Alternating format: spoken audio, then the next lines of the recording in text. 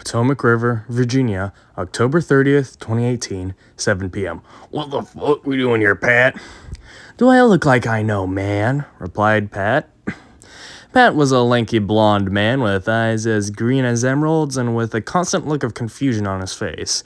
His accomplice, named Chet, a bulkier man with a short auburn hair, a scar on his lip, who was constantly fidgeting with his pocket knife. That still doesn't answer my damn question, Chet grumbled. What we doing here? Pat paid no attention, mainly because he knew that Chet wouldn't approve of it.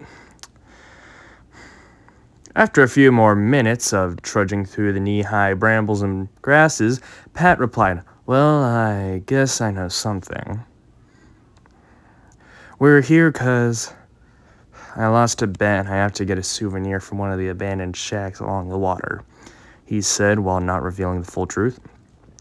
What the hell are you thinking? You know I'm willing to tussle with most, but even I won't do this, exclaims Chet. If you help me, I'll get you a bottle of Guinness, Pat replies. Chet didn't speak the rest of the way. As they walked closer to the shacks, the croaks of toads and flashes of fireflies were dying down. By the time they saw the first shack, the sun had set, and the only sounds they heard was the river flowing at a snail's pace. Peering through the trees, the duo saw the shack on the northern river bank. This old wooden building with a small pier connecting it to the river. Right when Pat took the first step out of the forest, another thing catches his eye. What seems to be a rock, about as long as a pencil and almost blade-like in the shoreline. Since we're here, can we get whatever you are here looking for and go? This place gives me the... Chet gets cut off as a shrill scream fills the air like that of a child.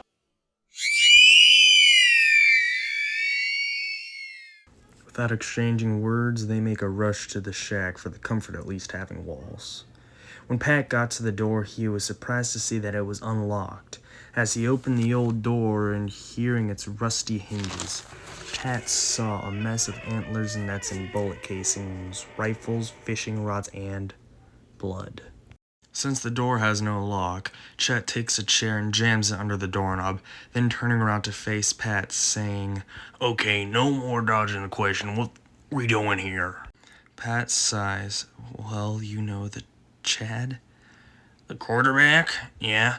Well, he told me if I could find evidence of why this place is abandoned, he'd stop messing with me. You got me kidding me. Chet grunts as he picks up a .45-70 lever-action rifle. You risk both our lives 'cause some who won't leave you alone? Another scream fills the air.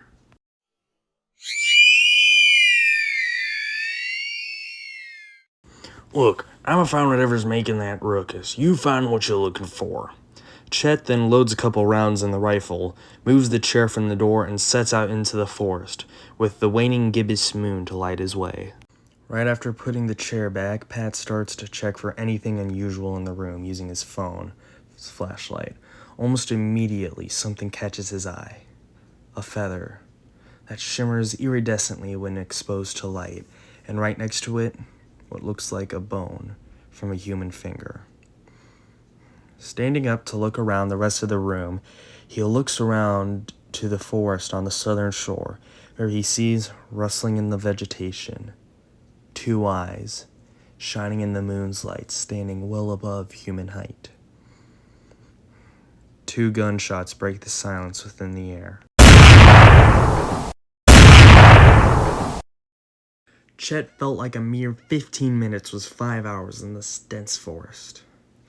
He didn't like this feeling, the feeling of being alone or of being surrounded. While distracted by fear, he didn't realize he was being watched. Hearing deep breathing near him, Chet spun around until he saw it.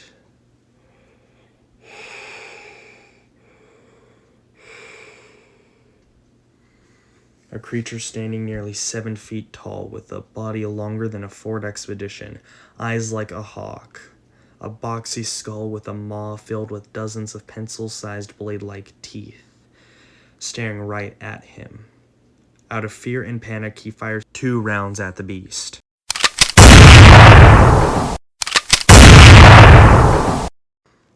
In a split second, the beast lunges at him with its two-fingered claws and maw outstretched at him, biting down on his left shoulder, tearing his arm and torso to cold shreds, his blood running hot as his consciousness wanes. Chet screams, and with the little strength he has left, he drives his knife into the animal's face, missing its eye, with the last thing he feels being his body jostled around as this predator eats him alive.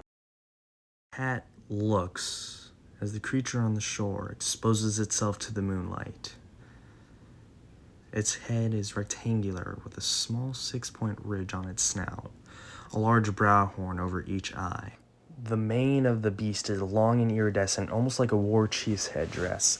Along its torso, back, and arms, the feathers become shorter and green. Pat has seen something like this in his younger brother's book. This beast is an adult Appalachiosaurus montgomeryensis, thought to have gone extinct 77 million years ago. This chief of sorts begins to walk into the river's flowing waters. Its 30-foot-long frame slowly swims through the river. Before he could think, Pat grabbed a Winchester Model 1886, loaded it, and fired towards the predator.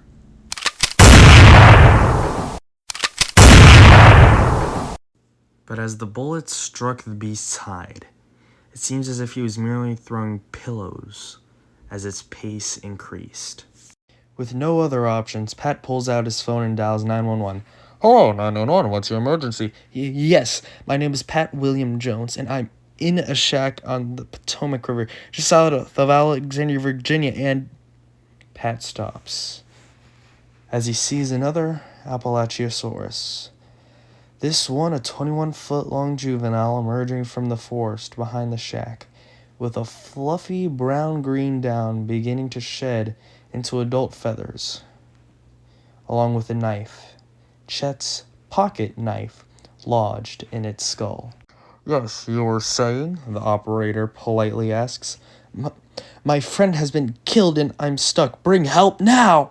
Pat pleads as both the juvenile and the chief begin to circle the shack, looking for a way in. "Oh, okay, now don't worry, just stay on the line," and the operator gets cut off by the juvenile, letting out a shrill scream like that of a human child. It found a way in. "No, please, I beg you, get help, now!" Pat screams as the juvenile begins to ram at the door, shaking the whole shack. In his desperation, Pat makes a break for the pier with his phone still in his hand.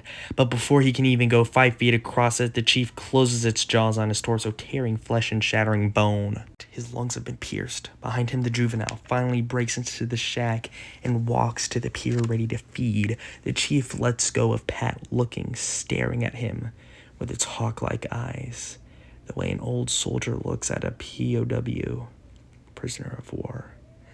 As the juvenile begins to feed on Pat, whom is still living, as he is being eaten, Pat tries to scream. But all that comes out is an uneasy silence. He finally accepts his fate.